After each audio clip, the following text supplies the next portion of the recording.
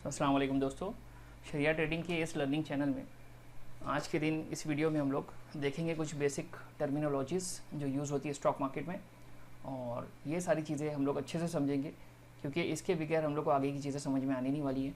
Okay, तो हम लोग सीधा अभी ये इंपॉर्टेंट टॉपिक्स देखना शुरू करेंगे। इसमें सबसे पहले आएगा टेक्निकल चार्ट्स, देन उसके बाद में आएगा candlesticks, then what is bullish bearish, okay, then long short, then entry, stop loss और टारगेट। ओके, तो क्या होती है ये सारी चीज़ें हम लोग को अच्छे से देखना है। ये सब चीज़ें समझने से पहले हम लोग को देखना पड़ेगा what is a technical chart. Okay, तो क्या होता है भाई टेक्निकल चार्ट, ये देखते हैं हम लोग। तो टेक्निकल चार्ट बोलते हैं इसको, कोई भी कंपनी का जब हम लोग शेयर टाइप करते हैं, है ना, जो भी हम लोग वेबसाइट पे जाके टाइप कर रहे हैं, हमारे ब्रोकर के टर्मिनल पे जाके टाइप कर रहे हैं, तो उसका ऐसा चार्ट खुल के आ जाता है।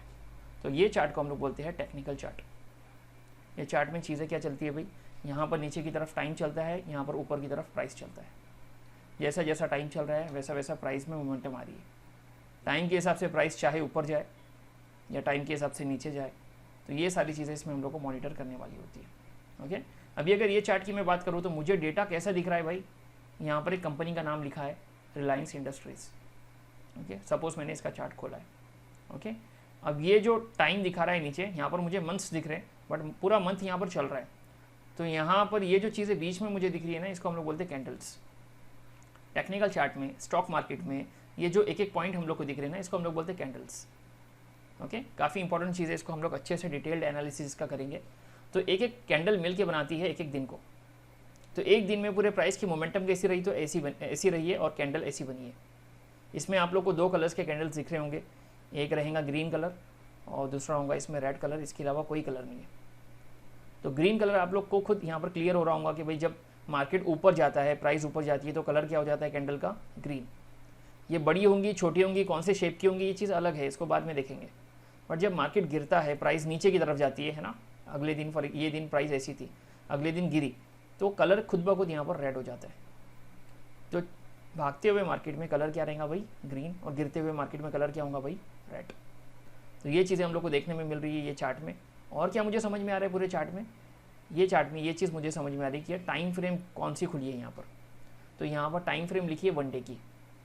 तो पूरे चार्ट में एक एक दिन की ये कैंडल बनी है। जैसे कि जून से जुलाई तक अगर मैं देखूँ तो स्टॉक मार्केट एक हफ्ते में 5 दिन खुला होता है, मंडे से फ्राइडे, सैटरडे संडे छुट्टी होती है। तो एक मंथ में अगर 4 वीक्स हैं और एक वीक में 5 दिन अगर काम चल रहा है, तो भाई 20 दिन मेरे हो गए और 2 दिन ऊपर के पकड़ूँ मैं, तो 20-22 दिन मेरा काम चलेगा स्टॉक मार्केट में। तो हर दिन यहाँ पर एक कैंडल बन रही, हर दिन यहाँ पर एक कैंडल बनते जा रही है। ओके, और क्या मुझे दिख रहा है पूरे चार्ट में, ये दिख रहा है भाई कि रिलायंस में 2021 में मोमेंटम ऐसी थी, भाग गया एकदम से, फिर नीचे गिरना शुरू हो गया, फिर भागना शुरू हुआ, फिर गिरना शुरू हुआ, फिर भागना। तो इस तरीके से स्टॉक में मोमेंटम आती रहती है। कोई भी स्टॉक शुरुआत से ऐसा अगर है और बस जा रहा है जा रहा है जा रहा है जा रहा है, ऊपर तक जा ही रहा है, ऐसा नहीं होता है। इसमें प्राइसेस ऊपर भी जाती है, नीचे भी जाती है और मार्केट में मोमेंटम्स आती रहती है। ओके, तो ये चीज़ें हम लोग को देखने में मिल रही है ये पूरे टेक्निकल चार्ट में। अब कहाँ देखेंगे इसको हम लोग, तो हम लोग जाएंगे सीधा वेबसाइट पर और यहाँ मैं टाइप करता हूँ भाई ट्रेडिंग व्यू। सबसे बेस्ट वेबसाइट अगर आपको देखनी है चार्ट एनालिसिस के लिए तो वो ट्रेडिंग व्यू है। ओके, इसमें हम लोग कोई भी चीज़ अगर टाइप कर ली ना तो आ जाएंगे। जैसे मैं टाइप कर रहा हूँ यहाँ पर सेम हमारे कंपनी का शेयर रिलायंस इंडस्ट्रीज़, तो देखो यहाँ पर शुरुआत में 3-4 आ रहे हैं ना। इसमें ऊपर और फर्स्ट नंबर और थर्ड नंबर का जो चार्ट है वो NSE और BSE का है।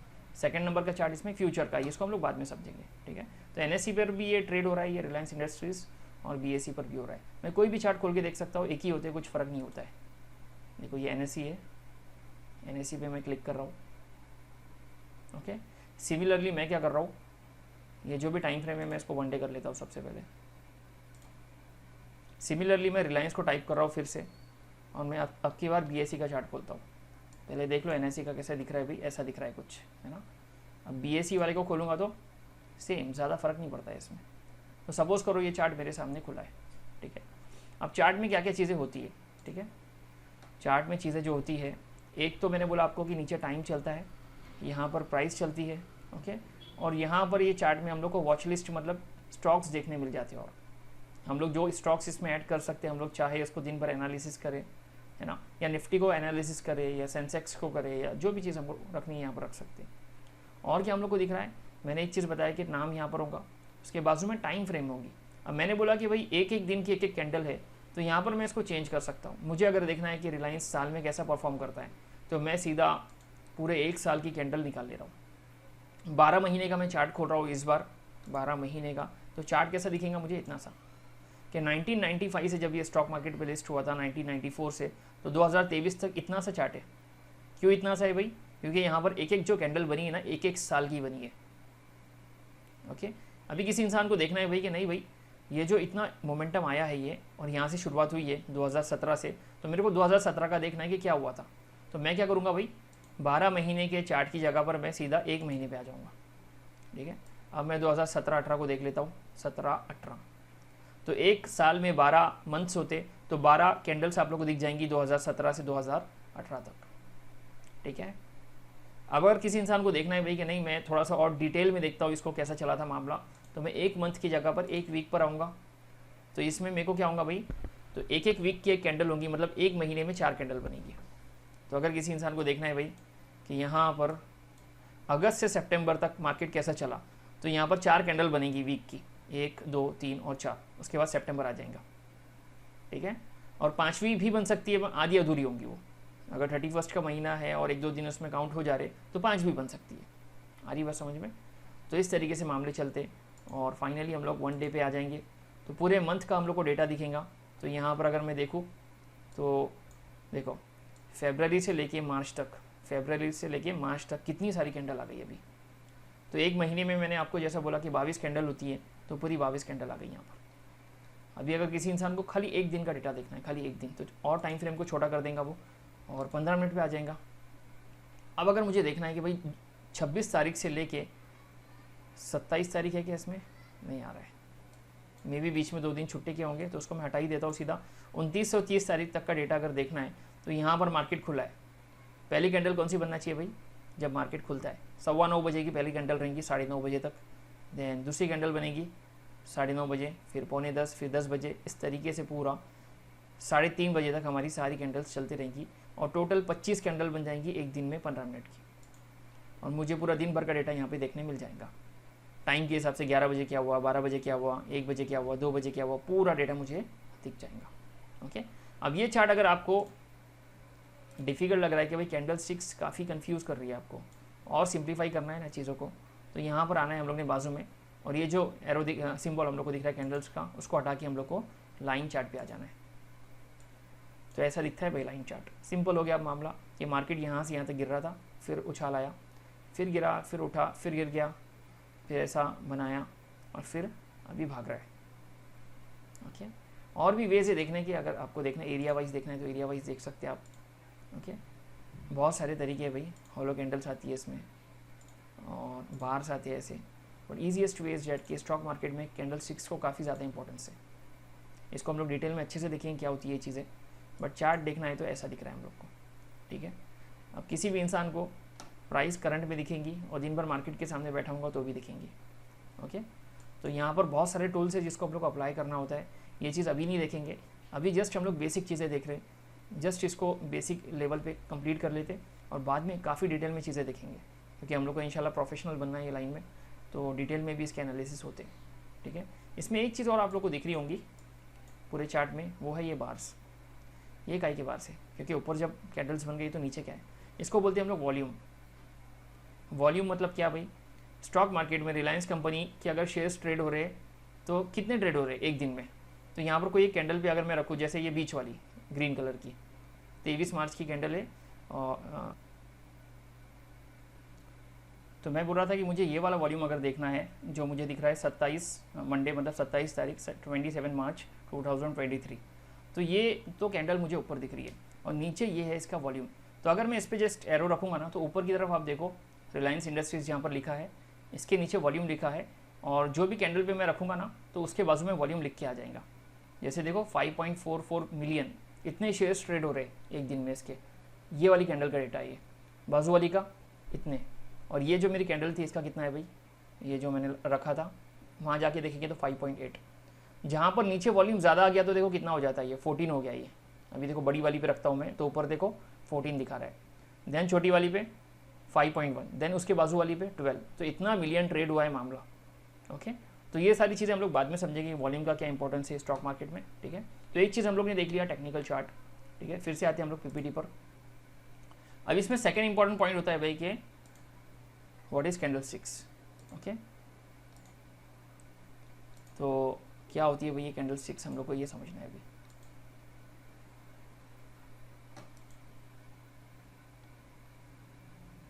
ओके, तो इसको हम लोग बोलते हैं भाई कैंडलस्टिक्स। ओके, यहाँ पर अगर हम लोग इसको अच्छे से देखें तो इसके दो कलर्स होते हैं, एक होता है ग्रीन कलर और दूसरा होता है रेड। जैसे मैंने आप लोग को बोला था कि मार्केट जब बुलिश होता है तो बुलिश और बियरिश क्या चीज़ होती है, पहले ये देख लेते हैं हम लोग। ठीक है, तो यहाँ पर स्टॉक मार्केट में अगर आप लोग देखेंगे ना तो दो एनिमल्स आप लोग को देखने मिलेंगे, एक रहेगा बुल और दूसरा रहेगा बियर। तो भाई ये दोनों एनिमल्स आए कहाँ से स्टॉक मार्केट में, तो ये आए हैं इनके स्टाइल की वजह से। बुल का कभी भी एक रोल होता है, बुल का एक काम करने का तरीका होता है कि जब वो अटैक करता है ना तो कैसा करता है भाई, नीचे की तरफ से ऊपर उछालता है, ऊपर की तरफ उछालता है। जो भी बंदा उसके सामने आ जाए, कोई पब्लिक आ जाए या कोई भी एलिमेंट आ जाए, उसको नीचे से उछालता है ऊपर की तरफ अपने सिंक से। तो ये मोमेंटम को हम लोग पकड़ लेते हैं सीधा, बुलिश मोमेंटम। ये पूरे टर्म को हम लोग बोल देते हैं बुलिश, और इसका कलर होता है ग्रीन। तो जब भी मार्केट अप रहेगा ये रहेंगी बुलिश लाइन। और बियर का क्या मामला है भाई, बियर के अटैक करने का तरीका ऐसा है कि हाथ ऊपर से जो घुमाता है नीचे की तरफ तो लोगों के जबड़े तोड़ देता है ना। तो इस तरीके से अटैक करता है ये। तो इसका काम कैसा है भाई, नीचे की तरफ मारना है, तो बियरिश बोलेंगे ये पूरी साइन को हम लोग। और बियरिश का कलर होता है रेड। तो ये इंपॉर्टेंस है दोनों एनिमल के। इस बेसिस पे हम लोग मोमेंटम पहचानते हैं कि बुलिश मोमेंटम का मतलब क्या भाई, तो मैं ऊपर जाके देखूंगा कि यहाँ से यहाँ तक मार्केट ऊपर था मतलब बुलिश था, देन यहाँ से नीचे था मतलब बियरिश था, देन यहाँ से पूरा यहाँ तक बुलिश, यहाँ से यहाँ तक बियरिश। तो इस तरीके से ये बुलिश और बियरिश मैंने डिस्टिंग्विश कर लिया। अब कैंडल स्टिक्स में भी दोनों चीज़ें होती है भाई, कि बुलिश कैंडल किसको बोलेंगे भाई, कि ऐसी कैंडल जिसका कलर ग्रीन है मतलब बुलिश कैंडल है, ऐसी कैंडल जिसका कलर रेड है मतलब बियरिश है। तो अब कैंडल मतलब मार्केट जब ऊपर गया तो कलर खुद ब खुद ग्रीन हो जाएगा, मार्केट जब नीचे जाने लगा तो कलर खुद ब खुद रेड हो जाएगा। ओके, अब ये कैंडल स्टिक्स होती क्या है, तो कैंडल स्टिक्स दिखने में ऐसी दिखती है हम लोग को। इसके दो इंपॉर्टेंट पार्ट्स होते हैं, एक होती है इसकी ये बॉडी और एक होती है इसकी ये विक, ऊपर से नीचे तक। विक का मतलब इसकी शेडो या इसकी परछाई। ठीक है, तो दोनों पार्ट को मिला के बनती है एक कैंडल स्टिक। ओके, तो यहाँ पर दोनों में भी सेम चीज़ आप लोग को देखने मिलेंगी कि कुछ विक बनेंगी, कुछ बॉडी बनेंगी। ठीक है, चार इंपॉर्टेंट इसमें और पॉइंट्स होते हैं समझने वाले। एक ये कि ये ओपन कहाँ पर हुई है कैंडल, तो ये इसका ओपनिंग पॉइंट है।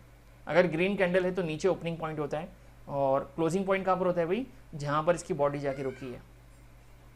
ठीक है, और एक दो पॉइंट देखने वाले होते हैं, एक होता है इसका लो, एक होता है इसका हाई। कि दिन भर में मार्केट अगर यहाँ से नीचे गिरा था देन उड़ गया ऊपर, तो कहाँ पर जाके रुक के वापस आया है, तो ये पॉइंट से यहाँ तक इसकी विक बन जाएंगे, तो इसको बोलते हैं हम लोग लो। देन टॉप में काफ़ी ऊपर तक चला गया था market, but at the end of the day मतलब 3:30 बजे मार्केट यहाँ से गिर के यहाँ पर आके क्लोज हो गया, तो ये यहाँ से एक परछाई छोड़ जाएगा, इसको हम लोग बोलेंगे विक, और ये वाले पॉइंट को बोलेंगे हाई। तो चार इंपॉर्टेंट पॉइंट्स देखने होते हैं किसी भी कैंडल्स के हम लोग को। क्या भाई, एक होता है ओपन, एक होता है क्लोज, एक होता है लो, और एक होता है हाई। सेम चीज़ बियरिश कैंडल में कैसी रहेंगी भाई, बियरिश कैंडल में ओपन होता है कभी भी ऊपर। अब प्राइस जब नीचे गिरने लगी तभी इसका कलर रेड हुआ है ना। तो देखो यहाँ से नीचे की तरफ जाने लगी, जब मार्केट जाने लगा मार्केट, तो यहाँ पर इसने क्लोजिंग दिया है। तो सेम चीज़ उल्टी हो जाएंगी भाई, कि ओपन यहाँ पर रहेगा, क्लोज यहाँ पर रहेगा, यहाँ पर ओपन इधर था, क्लोज इधर था।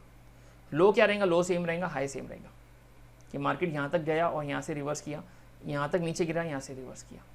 तो मार्केट शुरू कैसे हुआ, यहाँ से शुरुआत हुई, ऊपर चला गया होगा, फिर वहाँ से रिजेक्शन आया रहेगा, फिर गिरते गिरते गिरते गिरते गिरते यहाँ तक चला गया रहेगा, फिर यहाँ से ऊपर आके यहाँ पर आके क्लोज हो गया 3:30 बजे। तो इस तरीके से एक कैंडल्स बनती है। अब मैं दिखाता हूँ आप लोग को चार्ट पर कि चार्ट पे ये चीज़ें दिखती कैसी है। तो चार्ट पे जब हम लोग देखेंगे ना, अब देखो आप लोग, अब आपको चीज़ें समझ में आने लगेंगी। अब ये वाली कैंडल को अगर मैं देखूँ तो देखो यहाँ पर ओपन हुई, यहाँ तक चले गई होंगी, और यहाँ पर जाके इसने क्लोज दिया है, तो इसका शेप ऐसा बन गया। उसके बाद वाली कैंडल का क्या मामला हुआ भाई, ये ग्रीन पॉइंट है ना, यहाँ पर ओपन थी है, ठीक है, उसके बाद में शायद नीचे गिर गई होंगी, फिर वहाँ से फिर ऊपर गई होंगी, यहाँ तक चले गई होंगी, फिर यहाँ पर आके क्लोज दिया है। तो ये ऐसा चलते जा रहा है मामला पूरा। हर कैंडल अलग अलग तरीके से बन रही है, किसी में ऐसा बड़ा हम लोग को बॉडी दिख रही है, किसी में थोड़ी कम, किसी में कुछ बॉडी ही नहीं है, खाली वीक है, ओके, और किसी में ऐसा। तो हर कैंडल को हम लोग अच्छे से पढ़ेंगे, इनके शेप्स के हिसाब से इनकी स्टडी होती है और काफ़ी डिटेल में इनकी स्टडी है और काफ़ी इंपॉर्टेंट है। तो वो सब चीज़ें हम लोग बाद में देखेंगे। फिलहाल हम लोग क्या देख रहे हैं भाई, बेसिक टर्मिनोलॉजीज। ओके, तो यहाँ पे हमने क्या देखा भाई, हमने टेक्निकल चार्ट देखा, देन हमने कैंडल्स देखे, ठीक है, देन हमने बुलिश बियरिश मोमेंटम देखी हम लोग ने, किसको बोलते हैं हम लोग, और ये कलर्स आते कहाँ से है। चौथे नंबर पे हम लोग देखेंगे इंपॉर्टेंट पॉइंट। इंपॉर्टेंट पॉइंट क्या देखेंगे, what is entry, what is target and what is stop loss. Target को हम लोग एग्जिट भी बोल सकते हैं।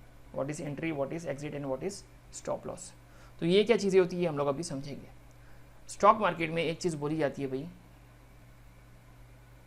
क्या बोला जाता है भाई, स्टॉक मार्केट में ये बोला जाता है कि जो भी हमारी एंट्री प्राइस है, जहाँ पर भी हमने स्टॉक को खरीदा है, जैसे फॉर एग्जांपल मैं यहाँ पर लिख रहा हूँ ये वाली कंपनी का, कि ये वाली कंपनी का फ़िलहाल प्राइस चल रहा है 100 रुपये, तो मैंने ये 100 रुपये पे एंट्री ले ली, ठीक है। अब मुझे प्रॉफिट कितना लेना चाहिए किसी भी स्टॉक में, तो मैंने 100 रुपये पे अगर कोई शेयर को लिया है, तो मैंने जो भी प्रॉफिट लिया है उसके नीचे मेरे को क्या रखना है, स्टॉप लॉस रखना है। स्टॉप लॉस बोलते हैं किसको, ये मैं आप लोग को बताता हूँ। सबसे पहले हम लोग जब स्टॉक मार्केट में काम करते हैं ना, कोई भी कंपनी का शेयर लेते हैं ना, तो हम लोग ऑर्डर्स लगाते हैं। ऑर्डर क्या लगाते भाई, ये मेरी एंट्री प्राइस है, ये मेरे को शेयर मिल गया। अब हम लोग ऑर्डर ये लगाते कि मेरा टारगेट ये रहेगा, ये वाली प्राइस पे मैंने अपना टारगेट लगा दिया। जैसे सपोज करो मैं यहाँ पर लिख रहा हूँ कि मैंने 110 रुपये पे अपना टारगेट लगा दिया कि 10 रुपये बढ़ के जब आएंगे ना तो मैं ले लूँगा, इसको बुक कर लूँगा अपना प्रॉफिट। तो 100 से 110 मतलब 10% का मोमेंटम आ चुका है, तो भाई मेरे को इतना काफ़ी मेरे लिए, ठीक है। तो ये हो गया मेरा टारगेट या ये हो गया मेरा एग्जिट। बट स्टॉक मार्केट में खाली हम लोग ये ऑर्डर नहीं लगाते कि क्या मेरा टारगेट रहेगा, वहाँ पर जाके जब ये पहुँचेगा तो मैं एग्जिट कर लूँगा, ऐसा नहीं होता। हम लोग अपने रिस्क को भी लेके चलते, क्योंकि ये मार्केट है ना, दो धारी तलवार है, ऊपर जाता है तो नीचे भी जाता है। आप अगर सोच रहे कि 100 रुपये पे लिए 110 तक जाएगा और मैं प्रॉफिट करके निकलूँगा, ऐसा नहीं है भाई। ये मार्केट नीचे गिर के 90 रुपीज़ तक भी जा सकता है। तो कितना रिस्क मैं बर्दाश्त करने के लिए रेडी हूँ, क्योंकि मेरे को 10 रुपये का जब प्रॉफिट हो रहा है तो मेरा 10 रुपये का नुकसान भी हो सकता है। और खाली मैंने एक शेयर थोड़ा ना लिया है कंपनी का, मैंने अगर 10,000 का माल उठाया है या 1 लाख का उठाया है, तो उस उतने सारे अमाउंट पर मेरा ये नुकसान रहेगा 10% का। तो सोचो 10 लाख पे 1 लाख पे 10% कितना होगा भाई, 10,000 का नुकसान मेरा हो जाएगा। तो उससे बचने के लिए हम लोग एक प्लानिंग करते हैं, वो ये कि हम लोग एक ऑर्डर लगाते हैं जिसको बोलते हैं स्टॉप लॉस। स्टॉप लॉस का मतलब ये कि हम लोग डिफाइन करते हैं एक प्राइस कि ये प्राइस तक अगर आ गया ना तो एग्जिट मार लेना, भले से नुकसान क्यों ना हो, बट मेरा ये प्राइस से नीचे जाने मत देना भाई, इससे ज़्यादा मैं नुकसान बर्दाश्त नहीं करूँगा। आ रही है बस समझ में। तो ये मेरा प्रॉफिट का लेवल है, ये मेरा नुकसान का लेवल है। अब अगर ये पूरे डायग्राम को आप लोग अच्छे से देखेंगे ना तो क्या दिख रहा है भाई, कि मैंने प्रॉफिट ज़्यादा बुक किया है और लॉसेस कम लिए। स्टॉक मार्केट के टर्म में एक चीज़ आमतौर पे बोली जाती है, risk to reward ratio. Risk to reward ratio, ये है मेरा रिस्क, ये है मेरा रिवार्ड, और इसका रेशो क्या निकल के आना चाहिए भाई, 1:2। पहला रिस्क था ना, बाद में रिवार्ड था। तो रिस्क मेरा अगर 1 है तो मेरा रिवार्ड क्या होना चाहिए, इसका डबल। कि अगर मैंने सोचा है कि 100 रुपये पे एंट्री लूँगा और मैंने यहाँ पर सोचा है कि मैं अपना स्टॉप लॉस रखूँगा 95 रुपीज़, 5 रुपये मेरे को ठीक है भाई, इससे ज़्यादा नहीं, तो मेरा टारगेट कितना होना चाहिए भाई, इसका डबल। मतलब ये जो डिस्टेंस मुझे दिख रहा है ना 5 रुपये का, इसका डबल कितना होता है, 10 रुपये। तो ये रहना चाहिए मेरा टारगेट। तो आप लोग चार्ट पे जाएंगे, जो भी कंपनी के शेयर की प्राइस चल रही है उसको देखेंगे, आपको लग रहा है कि एंट्री लेना चाहिए तो ले लेंगे। देन उसके बाद में 2 ऑर्डर लगाएंगे। कौन से 2 ऑर्डर भाई, एक टारगेट का ऑर्डर ये वाला लगाएंगे और स्टॉप लॉस का ऑर्डर ये वाला लगाएंगे। अब मार्केट का सेंटीमेंट जो भी हो, वो ऊपर जाने वाला हो या नीचे जाने वाला, आप लोग आपके ज़िम्मे से बरीज जमा हो चुके हैं। अब चाहे आपका SL हिट हो, इसको शॉर्ट फॉर्म में क्या बोलते हैं भाई, SL, ये हिट हो या ये हिट हो, अगर SL हिट हुआ तो 5 रुपये का नुकसान होने वाला है और टारगेट हिट हुआ तो 10 रुपये का प्रॉफिट होने वाला है। अब कोई बंदा अगर ये क्वेश्चन करे कि भाई यार इसमें तो टेंशन ही है कि SL हिट हो गया तो मैं क्या करूँ, तो हम लोग एनालिसिस काय के लिए कर रहे हैं भाई, हम लोग एनालिसिस इसलिए कर रहे हैं कि हम लोग को सिर्फ प्रॉफिट हो इसमें। बात समझ में आ रही है। तो इतना स्ट्रांग हम लोग को एनालिसिस करना चाहिए कि हम लोग जो भी स्टॉक में एंट्री बनाए ना, वो थोड़ा सा गिरे, भले से गिर रहा भी हो, बट वहाँ से जो उठे ना तो पूरा टारगेट दे के निकले। आई बात समझ में। ये स्टॉक मार्केट सेंटिमेंट्स बेस्ड होता है। यहाँ पर मार्केट अलग अलग क्या बोलते हैं वजह से ऊपर नीचे होते रहता है, खाली सिंपल तरीके से नहीं चलता है। कोई अचानक से कोई एक अलग सी न्यूज़ आ गई तो पूरा मार्केट धड़ाम से गिर जाता है, एक अच्छी न्यूज़ आ गई तो धड़ाम से ऊपर हो जाता है। बहुत सारी चीज़ें स्टॉक मार्केट में चलती है। अगर US का मार्केट गिर गया है रात के टाइम पर, तो दिन के टाइम पे हमारा मार्केट सुबह शुरुआती निगेटिव से होंगी। तो अगर हमारी एंट्री है ये स्टॉक में और वो यहाँ तक भी चला गया है, तो यहाँ से वो सीधा रिवर्स करके यहाँ तक आ सकता है। आ रही बात समझ में? तो ज़्यादा नुकसान ना हो उसके लिए हम लोग ये चीज़ करते हैं। आ रही बात समझ में? तो यहाँ पर अगर कोई वॉर की सिचुएशन आ गई, कोई कंट्रीज़ के बीच में वॉर हुई है, कोरोना जब आया था, तो ये ऐसे सेंटिमेंट्स होते हैं ना कि भाई लोग डर जाते हैं इसमें कि जहाँ इन लोग ने पैसा लगाया वो डूब ना जाए। भाई हर कोई अपना पैसा बचाने के इस पर रह जाता है। ओके, तो एक चीज़ मैंने आप लोग को बताया वो ये कि यहाँ पर जब भी आप लोग एंट्री लेंगे ना कोई एक प्राइस पर, तो उससे पहले स्टॉप लॉस सोच लेंगे क्या रखना है। तो मैंने एग्जांपल जो दी थी 100 रुपये अगर है, तो आपने अगर 2 रुपये नीचे यानी 98 पे रखा है, या 5 रुपये नीचे यानी 95 पे रखा है तो ठीक। रिवार्ड क्या लेना चाहिए आप लोग ने? नॉट 1:1, इट इज़ 1:2, मतलब इसका डबल। अब इसमें एक और एक सूरत ये होती है कि हमने रिस्क लिया है जो भी 1, रिवार्ड हमने 3 गुना बढ़ के ले लिया। मतलब जो शेयर मैंने अभी लिया था ना 100 रुपये में और 95 रुपीज़ पे स्टॉप लॉस लगाया था, तो टारगेट 110 पे नहीं मैं 115 पे लगा लूँगा। तो इसको हम लोग बोलते हैं रिस्क टू रिवार्ड रेशो 1:3। आ रही बात समझ में? तो इस तरीके से काम चलता है। ये कैसे डिसाइड करेंगे? हर चीज़ डिसाइड होती वो स्टॉक पर और चार्ट को देख के कि क्या इसकी मोमेंटम रहेगी, कहाँ तक जा सकता है, हर चीज़ इसको हम लोग कैलकुलेट करते हैं। ओके, तो हमने क्या देखा इसमें? एंट्री देखी, स्टॉप लॉस देखा, टारगेट देख लिया हम लोग ने। ठीक है, ये 3 चीज़ें भी हम लोग ने देख ली, ये सारे मोमेंटम्स हम लोग ने देख लिए। अब एक चीज़ बचती है, वो होती है भाई what is long and what is short. Okay, तो अब इसको मैं आप लोगों को बताता हूँ।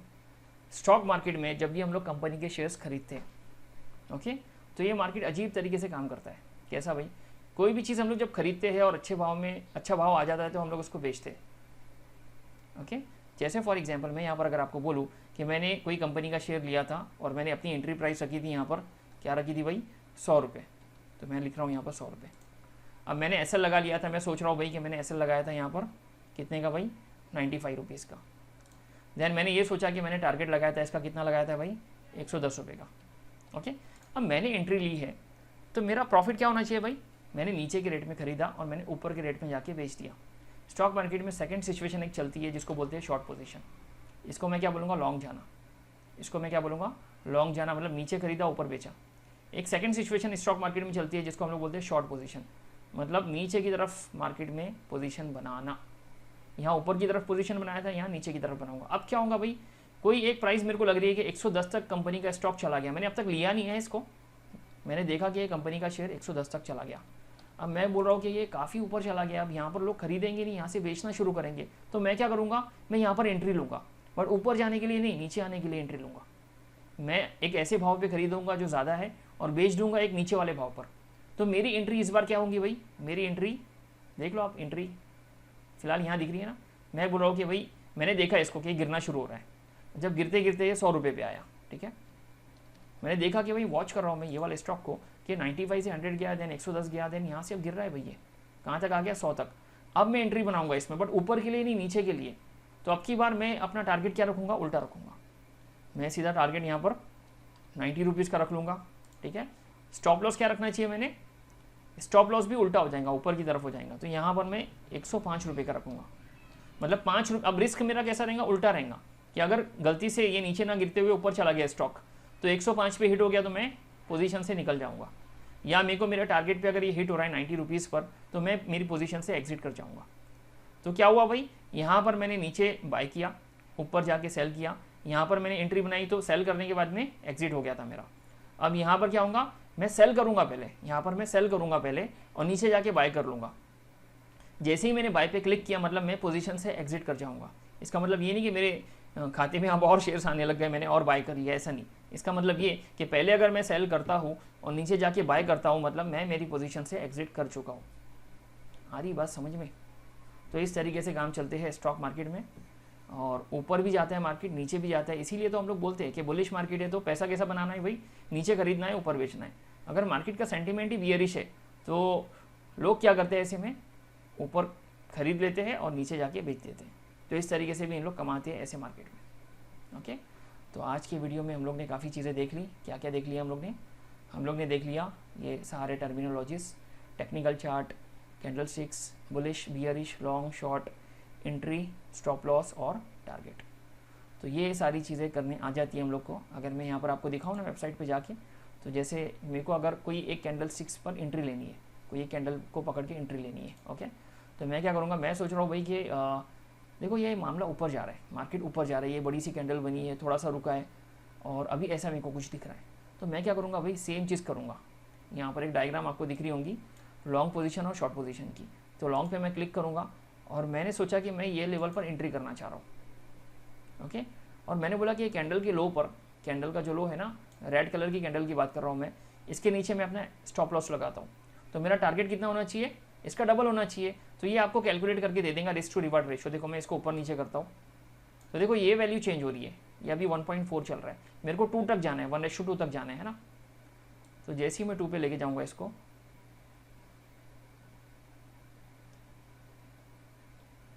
आ गया भाई 2, ठीक है।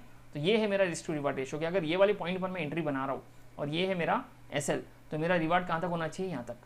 अब मेरे को लग रहा है कि काफ़ी ज़्यादा डिस्टेंस से जाएगा नहीं स्टॉक, तो मैं क्या करूँगा, अपने एसएल को छोटा कर दूंगा और वो हिसाब से मैं अपना 2 डिफाइन करूँगा। अभी 3.2 है ना, तो मैं इसको नीचे लेके आ जाऊँगा और 2 तक आने दूंगा।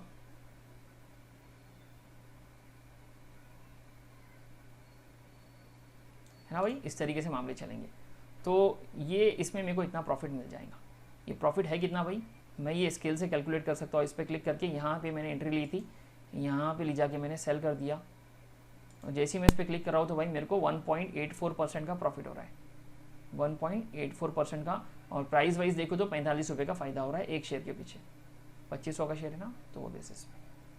तो ये सारी चीज़ें हम लोग बाद में अच्छे से समझेंगे टेक्निकल चार्ट्स को, बट फिलहाल मैंने आप लोग को ये डायग्राम समझा दी कि जो भी कैंडल पे आपको अगर एंट्री बनानी है, ये एक दिन की अगर कैंडल है तो मैंने दिन भर देख लिया कि कैंडल ऐसी बनी है।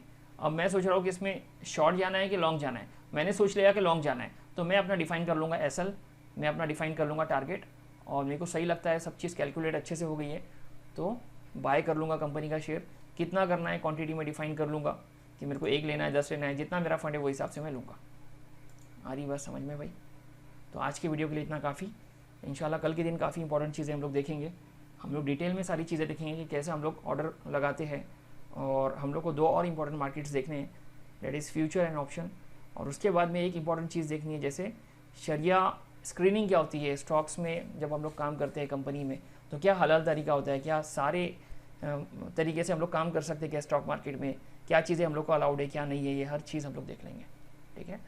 तो आप लोग से यही रिक्वेस्ट होंगी कि अगर वीडियो अच्छा लग रहा है तो लाइक कर लीजिए और थोड़ा सा मुझे भी मोटिवेट कर लीजिए, और हो सके तो अपने फ्रेंड्स तक इसको पहुंचा दीजिए। कोर्स जस्ट अभी स्टार्ट हुआ है, बहुत से लोग अगर इसको देख लेंगे तो अभी तो कोर्स पूरा बचा है, काफ़ी अच्छे से इन लोग की लर्निंग हो जाएंगी, ठीक है। तो आज के वीडियो के लिए इतना काफ़ी, मिलते हैं इंशाल्लाह हम लोग कल नेक्स्ट वीडियो में, तब तक के लिए अल्लाह हाफ़िज़।